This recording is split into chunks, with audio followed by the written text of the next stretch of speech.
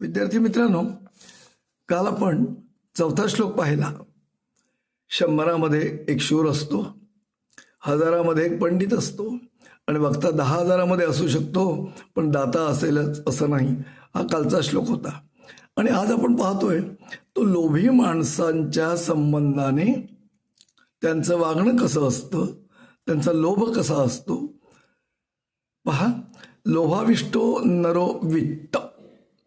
वित्तम म्हणजे पैसा, आणि लोभी माणसाला पैसा दिसतो.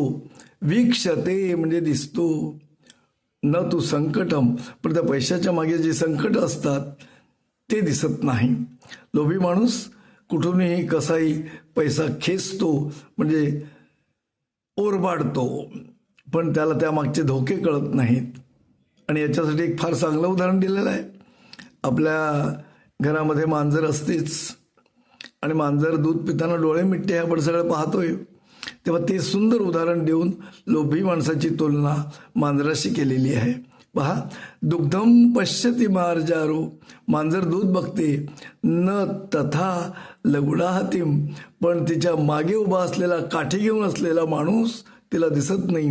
काठी घेऊन असणे म्हणजे संकट असणे, आणि लोभाविष्ट दूध असणे म्हणजे पैशाच्या मागे धावणारा माणूस, अशी ही यात तुलना केलेली आहे.